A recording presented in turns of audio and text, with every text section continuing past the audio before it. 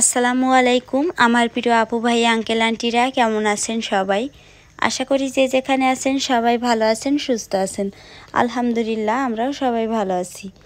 আমার গ্রামীণ জীবনযাপনের নতুন আরও একটি ভিডিওতে আপনাদের সবাইকে অনেক অনেক স্বাগতম জানাই।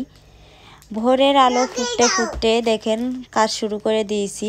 তো আমাদের গ্রামের মানুষের এমনই অবস্থা, মানে ভোরের আলো ফোটার আগেই তাদের সংসারের কাজ শুরু করতে হয়।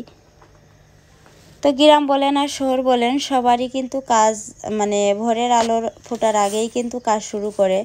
তবে বেশিরভাগ সময় গ্রামে দেখা যাচ্ছে গরু ছাগল হাঁস মুরগি যাদের আছে তাদের একটু তাড়াতাড়ি করে সংসারের কাজ শুরু করতে হয়, তা না হলে কাজ শেষ করা যায় না। আর এখন যেহেতু শীতের সময় দিনটা অনেক ছোট হয়ে গেছে, যার কারণে আরও কাজের সাথে সময়ের সাথে পারা যায় না।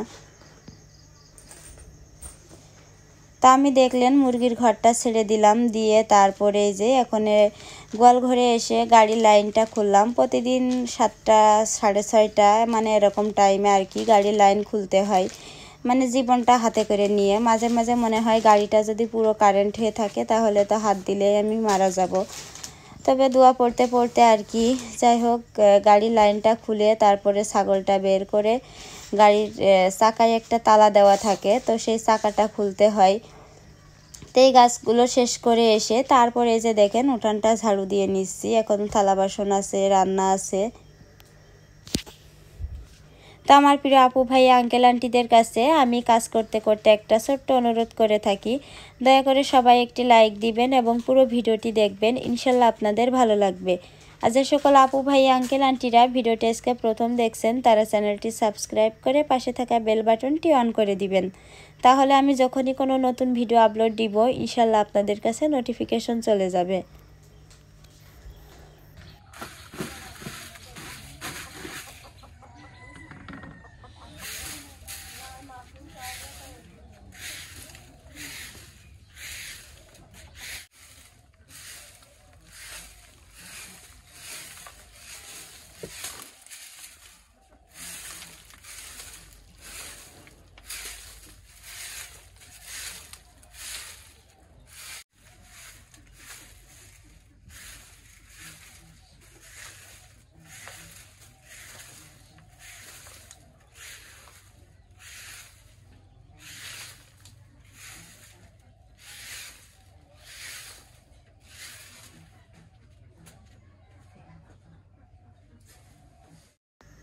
তারপরে এই যে দেখেন উঠানটা ঝাড় দিয়ে আমি বসলাম খড় কাটতে। তবে আজকে একটা কি ভুল করেছি বলেন তো, সেটা হচ্ছে কিন্তু মানে উঠান ঝাড় দেওয়ার আগে খড় কাটা উচিত, কারণ খড় কাটার পরে কিন্তু বটির চারপাশ দিয়ে আবার ময়লা হয়। তো প্রতিদিনই বিশেষ করে মানে উঠানটা ঝাড় দেওয়ার আগে আমি খড় কেটে নিই, কিন্তু আজকে আমার মনেই নেই। উঠান ঝাড় দেওয়ার পরে যে খড় কাটতে বসলাম, দেখেন একটা উল্টা কাজ করে ফেলালাম। তো কাজ কিন্তু আগে থেকে ভেবে রাখলি আর কাজগুলো যদি একটু মনোযোগ সহকারে কিংবা একটু মানে সিরিয়াল বাই সিরিয়াল কাজগুলো করা হয় তাহলে কিন্তু অনেক সময়ও বাঁচে, আবার অল্প সময়ের ভিতর অনেক কাজও করা হয়ে যায়। তো মাঝে মাঝে আসলে কিছু চিন্তার জন্য কাজগুলো সব এলোমেলো হয়ে যায়, আবার মাঝে মাঝে যখন মাথায় চিন্তা থাকে না তখন কাজগুলো আবার সিরিয়াল বাই সিরিয়াল সুন্দর করে করতে পারি।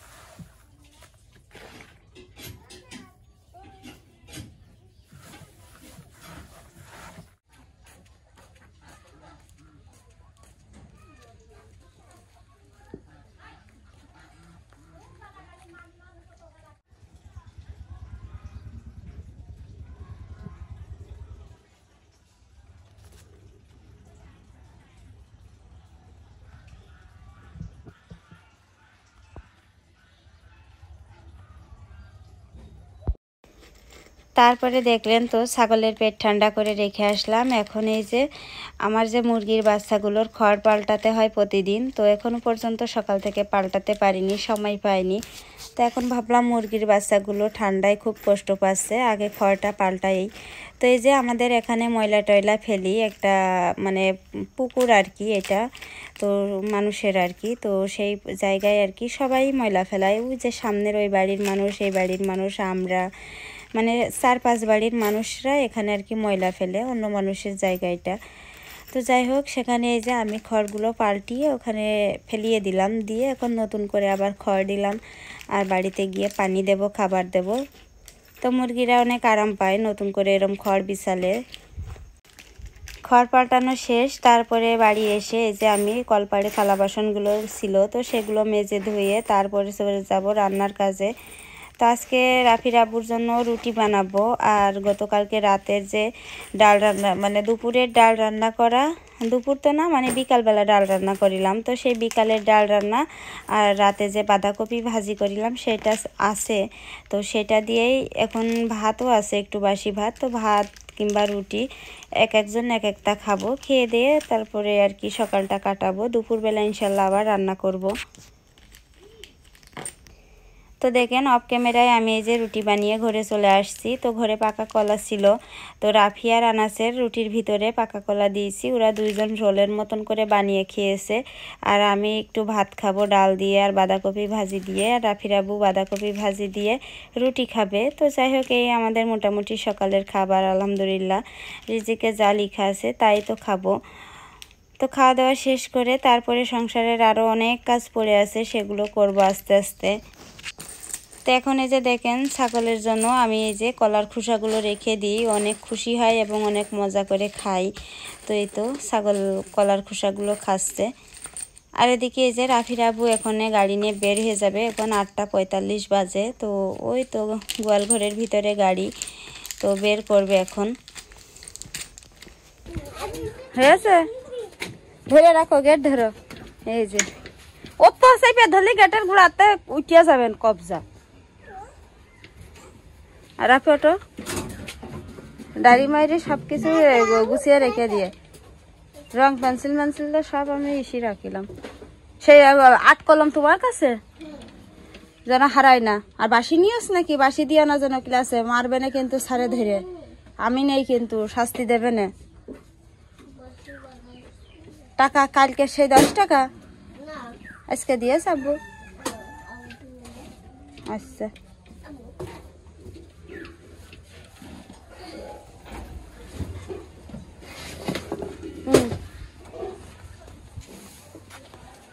গেটের দারোয়ান দেখেন আজকে ওই আনাজ ধরেছে ওই করে দেবো। ছাড়ো সরো, এদিকে এসে। দারোয়ান আজকে বড় দারোয়ানে গেট ধরেছে।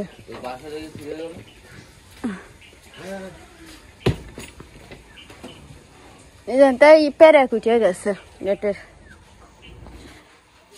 আবু আল্লাহ হাফেজ, দেখে শুনে থেকে। হ্যাঁ আবু। তো ওরা তো চলে গেলে, এখন এই যে আমি খোয়াগুলো বাড়ির ভিতর নেওয়া শুরু করবো। দাও, আমি বোতাম লাগাই দিচ্ছি আবু। তো দেখলেন তো রাফি আর রাফির আব্বু মিলে চলে গেল।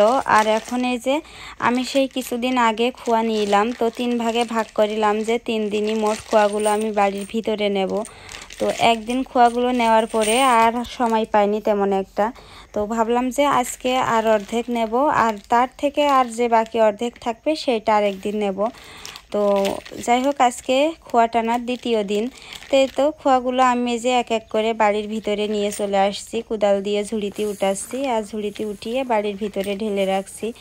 তো আসলে প্রচণ্ড পরিমাণে রোদ, খোয়াগুলো নিতে অনেক কষ্ট হচ্ছিল, তবেও করার কিছু নেই। তো দেখেন এরই মধ্যে দেখেন আমি প্রায় 1 ঘন্টা প্রায় 35 মিনিট ধরে খোয়াগুলো টানিয়েছি। টানার পরে এই যে আর অল্প 15 ঝুড়ি মতন খোয়া আছে। তো এটা আর কি ইনশাল্লাহ 2-3 দিন পরে টানবো আবার, কারণ এই খোয়াগুলো টানার পরে আমার প্রচণ্ড পরিমাণে শরীরে ব্যথা হয়, জ্বর আসে। তো যার কারণে ভাবছি যে আজকে খোয়া টানিয়েছি, 2-3 দিন পরে টানবো। তো তারপরে যে দেখেন আমি কিন্তু খোয়াগুলো টেনে তারপরে গোসল করেছি, গোসল করে কিছু কাপড় চোপড় ধুয়ে তারপরে তো ক্যামেরা অন করলাম। আর আসলে খোয়াগুলো যখন নিচ্ছিলাম তখন এক ধরনের বিচ্ছু পোকা থাকে, তো সেই পোকায় আমার হাতে কামড়ও মেরে দিয়েছে ঝুড়ির ভিতর দিয়ে বেরিয়ে। ওই খোয়ার ভিতরেই ছিল ওই পোকাগুলো, খোয়ার ভিতরে, ইটের ভিতরে, বালুর ভিতরে থাকে, বিষাক্ত অনেক পোকা। চলে আইয়াছে পিক পিকিরা, পিক পিক বাজায় না, আনাজ ঘুমাচ্ছে না কি, বাসি বাজায় না, মনে ঘুমাচ্ছে। কাকি কোনে গেলা 3-4 দিন দেখি না, বিচারি নিতে চাইলাম তাও নিতে পারলাম না। ও তুমি সপরে গিলে,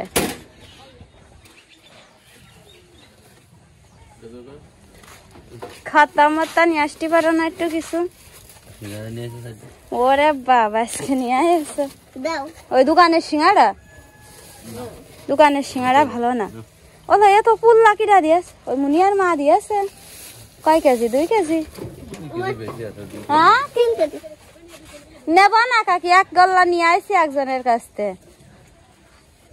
ওই ভালো বিছালি না হলে ছাগলে খায় না, হয় ও ভিজে বিছালি খাবে না, আমি নিয়ে আসছি। টাকা দিয়েছে তা? ও তাহলে এমনি দিয়েছে। কি ও তা ভাড়া নিয়েছে?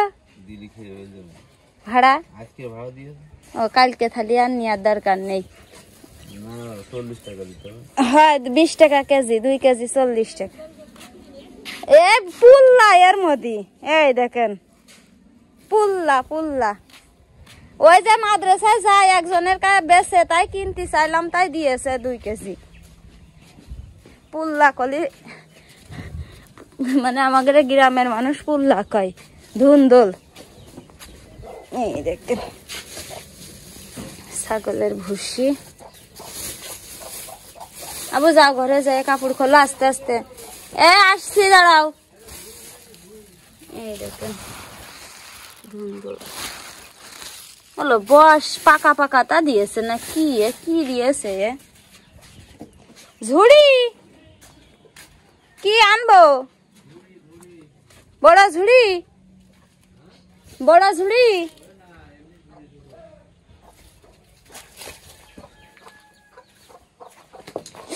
মা মরিছি গো, মরিছি। ইটির খোয়া লেগেছে পায়। মানে কাপড় খুলো, কাপড় খোলার কথা যেন প্রতিদিন ক না লাগে।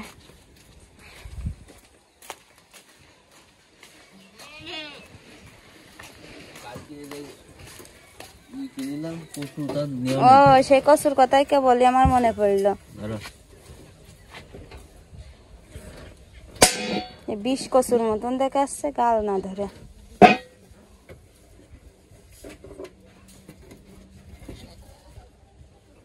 খোয়াই লেগেছে বাড়ি পায়।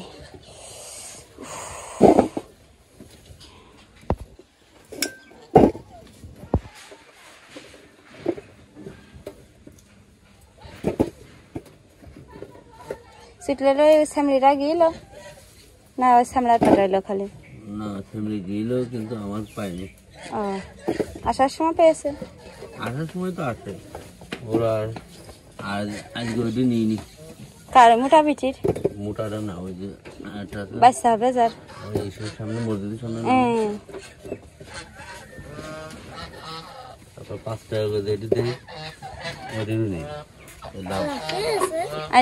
ওটা যখন গাড়ি না থাকে তখন সেখানে বাদ দায় ঠিকই আসে, আর এমনি এই সময় গাড়ি পালি আর আসে না।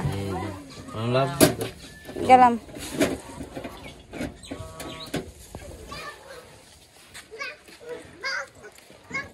তো দেখেন এই যে ঘরের মেঝে কালো কাগজ বিছাইয়ে দিয়েছি, ডাবল করে কালো কাগজ বিছাই দিয়েছি। এখানে কাগজের চারপাশে পেরেক মারবো, পেরেক দিয়ে কাগজটা দেয়ালের মানে একদম মাটির সাথে সেট করে দেবো। এই দেখেন কাগজ পাড়িয়েছি, খুব সুন্দর হয়েছে।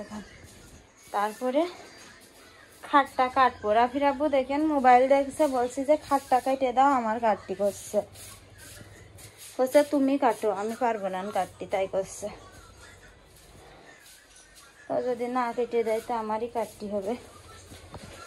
তো এই রংটা এখন করবো না, রঙে দেখেন আনাজ বেড়াচ্ছে ঘুরে, ওইটা ঘরে রাখো গে বাজান, ঘরে রাখো গে। আনাসের ঘুম না পাড়িয়ে রং করলি ঝামেলা, আগে এটা বিছালাম পরে রং করব। এই দেখেন সিমেন্টের বস্তায় না আনাজ পাড়ছে। চলে এসো ঘরে, এসো বাবা, ঘরে চলে এসো মানা। আমি কটা পেরেক মেরে দিই পলিথিনে। এ দিবা না খাট কেটে? হ্যাঁ চকি কেটে দিবা না? তাড়াতাড়ি এসো, কাজ সামনে রেখে না, কাজ শেষ করে শুয়ে বসে ঘুমায় নে। আর এদিকে দেখেন কচু দিয়েছি প্রেশার কুকারে সেদ্ধ বসাতি, ওই সেই কচু। এই জলপাই দিয়ে ঘটতো, জলপাই ফ্রিজে রাখিলাম,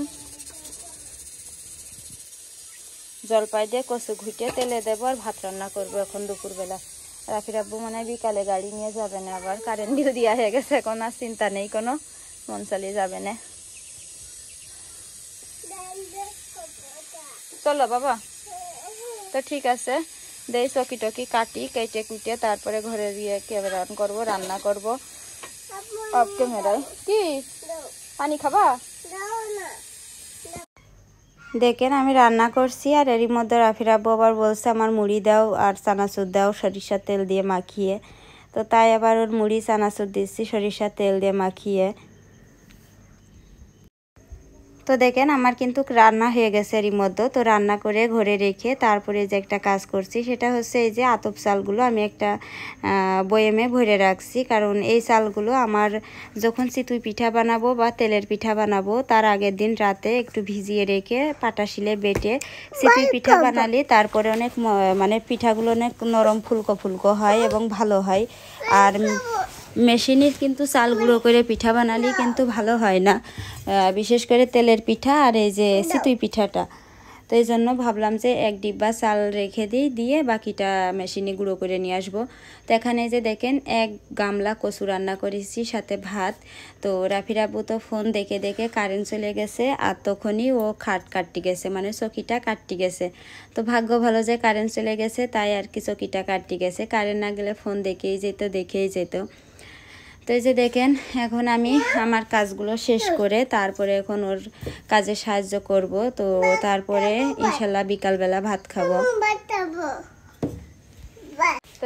তো দেখেন অফ ক্যামেরায় দুজন মিলে চকিটা কেটে কুটে ছোট করেছি, তারপরে অনেক জায়গায় পেরেক মারিছি। আর আসলে চকিটা কাটতে যে অনেকটা ঝামেলা এবং অনেকটা কষ্ট হয়েছে, হাত পাও ছুলে কেটে গেছে। তারপরেও দেখেন মানে মিস্ত্রি দিয়ে কাজ করলে কিন্তু ওদের কাজ 2 দিন করেই নষ্ট হয়ে যায়, আর নিজেরা একটু কষ্ট পরিশ্রম করলে কিন্তু জিনিসটা অনেক মজবুত হয়। চকিটা কিন্তু পুরাতন চকি, যার কারণে দেখতে এমন লাগছে, কিন্তু চকিটা আমাদের বানানোর পরে আমি কিন্তু হুইলের পানি দিয়ে মানে হুইল পাউডারের পানি দিয়ে একটা তারের মাজুনি দিয়ে ঘষে ঘষে একদম পরিষ্কার করে তারপরে ওখানে রাখলাম যে 2 দিন শুকাবে। মানে আজকে যেহেতু বিকাল হয়ে গেছে, তো আজকে তো আর রোদ নাই, কালকে ইনশাল্লাহ রোদ হলে সারাদিন শুকাবে। কালকে বিকালবেলা চকিটা আমি ঘরে উঠাবো, উঠিয়ে তারপরে যেয়ে বাদ বাকি মানে চকির মাপে একটা তো ছোট তোষক বানাতে হবে, তারপরে একটা ছোট বিছানার চাদর কিনতে হবে। তো এগুলো ইনশাল্লাহ পরে করব, আগে চকিটা শুকাক তারপরে ঘরে নিয়ে যাই, ঘরটাই আগে চকিটা সেট করি তারপরে। তো দেখেন এই যে ঘরটা দেখেন কত সুন্দর লাগছে, তাই না? যদি মেঝেটা একটু পাকা করতাম কিংবা একটা জানালা কাটতাম আরো সুন্দর লাগতো। তবে মেঝেটা পাকা প্রথম দিকে করতে চাইলাম না, পরে আমি যখন রাজি হয়েছি তখন রাফির আব্বু তো যে কোনো কাজই কিন্তু ও কোনোদিনও নিজের ইচ্ছায় করে না, আমি ওর পিছনে লেগে থেকে কিন্তু একটা কাজ করাই। তো ও সেই মানে আগেও রাজি না পরেও রাজি না, আর আমার প্রথম দিকে রাজি ছিলাম না, পরে আমার আশেপাশে চাচি শাশুড়িরা তারপর আমার অনেক আপুরা আন্টিরা বলার পরে আমি অনেক ভেবেচিন্তে মনে করলাম যে মেঝেটা আসলে পাকা করাই উচিত আর একটা জানালা করা উচিত। কিন্তু আমার রাফি জানালা করতে দিইনি, বলছে আম্মু জানালা করলে আমার ভয় করবে না, এই জন্য জানালাটা আর করলাম না। আর মেঝেটা রাফির আব্বু করতে দিল না। তারপরে একটু বাড়িতেও মানে একটু সমস্যা হয়তো বা কারোর হতে পারে, সেই কারণেই আর কি করা হয়নি। তো যাক, যা হয়েছে এটাই আলহামদুলিল্লাহ, মোটেই ঘর ছিল না, আর এখন তো যাই হোক হয়েছে। তো দেখেন চকিটা বানানোর পরে ঘরে এসে রাফির আব্বু ভাত খেলো, ভাত খেয়ে আধা ঘন্টা মতন একটু রেস্টে থেকে এখন বিকাল প্রায় 5টা সাড়ে 5টা মতন বাজে। তো আমাদের চাল নেই, তো চাল নেই, তেল নেই, তো চালের জন্য একটা প্যাকেট দিলাম আর তেলের জন্য একটা তেলের বোতল দিলাম। আর তাই আর কি, আর মুরগির খাবার নেই। তো যাই হোক, মুরগির খাবার, চাল আর তেল। তো রাফির আব্বুর বললাম খামাখা শুয়ে বসে থেকে লাভ নেই, যাও যেয়ে 1 কেজি কিংবা 2 কেজি যাই হোক চাল আর একটু তেল আর সাথে মুরগির খাবার নিয়ে আসবা। তো তাই জন্য আর কি ও গাড়ি নিয়ে গেল। তো আসলে গাড়ি চালালে কিন্তু টাকার অভাব হয় না ঠিক মতো, কিন্তু ঠিক মতো যেহেতু গাড়ি চালানো হয় না বা চালাই না, যার কারণে একটু মানে সমস্যা হয়ে যায়। তো যাই হোক, যেভাবে আছি যেভাবে চলছে কি আর করা, আসলে যে যেমন মানুষ তার সাথে সেভাবেই চলে জীবন কাটাতে হবে, করার কিছু নেই। কারণ অনেক কিছু আসলে বলতে মন চায়, কিন্তু সেগুলো বলতে পারি না। তো যাই হোক, সবাই দোয়া করবেন, যেভাবে আছি বা যেভাবে চলছি আল্লাহ যেন এইভাবেই মৃত্যুর দিন পর্যন্ত বা মৃত্যুর আগ পর্যন্ত আমাকে মানে নিয়ে যায়। আর কি বলবো, আসলে কপাল ভাগ্যে যার যেটা লেখা থাকে সেটাই তো তার ভোগ করতেই হবে, এর বাইরে তো কেউ কিছু করতেও পারবে না, যেতেও পারবে না। তো দেখেন আমাদের এই যে ঘরের দরজার মানে করার পরে মিস্ত্রি একটা ভুল করেছে, সেটা হচ্ছে দরজায় যে সিটকানি দিতে হয়, তো সেই সিটকানির ব্যবস্থাটা মিস্ত্রি করে যায়নি। তো সেখানে কেন আমার ছেনি দিয়ে আর হাতুড়ি দিয়ে একটা গর্ত করতে হইলো, গর্ত করে তেমনি সেই দরজায় সিটকানি দেওয়ার ব্যবস্থা করলাম।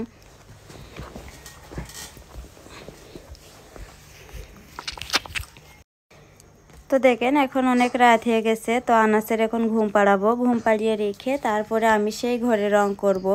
আসলে দিনের বেলা রং করতে চাইলাম, কিন্তু এ কাজে ও কাজে হয়নি। তারপরে ভাবলাম রং করলে আনাস হাত দেবে কিংবা রাফি হাত দেবে। তো এখন গেছে রাফি প্রাইভেট পড়তে, সন্ধ্যার সময় বাড়ি ফিরিনি এখনও। আর আনাসের এখন ঘুম পাড়িয়ে আমি একটু রংটা করে নেব ওখানে।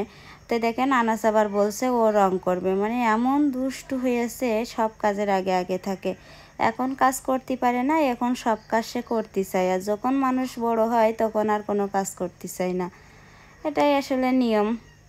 তো যাই হোক, মানুষের এটাই হচ্ছে বদ অভ্যাস বা খারাপ অভ্যাস, যে ছোটোবেলায় যখন ছোট থাকে সব কাজ করতে চায়, বড় হয়ে তখন মানুষের অলসতা চলে আসে, কোনো কাজ করতে চায় না।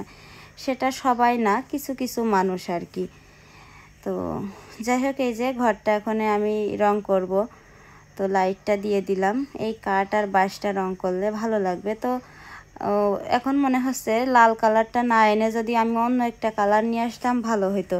সেটা হচ্ছে ওই যে টিনের যে ফুল দেখছেন, ওই ফুলের কালারটা যদি নিয়ে আসতাম, বেগুনি কালার বা কি জানি অন্য কোনো কালার নাম আছে কিনা, তো বেগুনি কালারের রংটা নিয়ে আসলে মনে হচ্ছে ভালো হতো।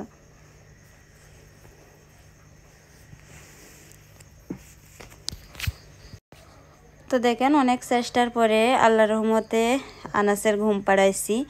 আর এখন এই যে রং আর তারফিন দিয়ে আমি রংটা ভালোভাবে গুলিয়ে নিচ্ছি। আর এদিকে রাফি প্রাইভেট পড়ে চলে আসছে, ও বলছে দাও আম্মু আমি রং করব। তা আমি বলছি রং করা লাগবে না, আমার সাহায্য করবা, তুমি হচ্ছে এখানে রঙের বাটি ধরে রাখবা আর আমি রং করব। তো এই তারফিনটা রঙের ভিতর দিতে হয়, তাহলে রংটা ভালোভাবে হয়, লেগে যায় আর কি, কাঠ হোক বাঁশ হোক আর যাই হোক। তো এখন এই যে রং করব।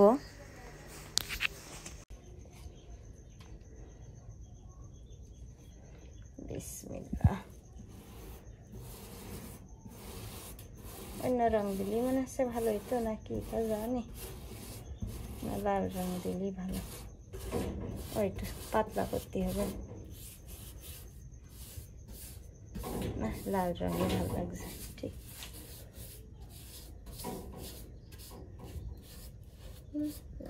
দাঁড়াবো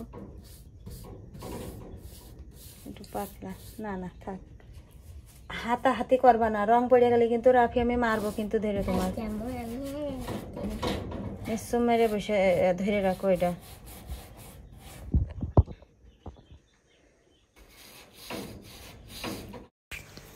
তো দেখেন এখন হচ্ছে রাত প্রায় 9টা 9:30 বাজে। আর শীতের রাত 9টা 9:30 মানে রাত প্রায় 12টার কাছাকাছি গরমের দিনে। তো রাফির আব্বু বাড়ি চলে আসছে, আর আমার কিন্তু মানে রান্নাঘর না, মানে ঘরটা রং করা হয়ে গেছে। তবে দুঃখের বিষয়, আমি যেহেতু ভয়েস ওভারটা দিচ্ছি পরে, আর রং করাটা হয়েছে গতকাল রাতে।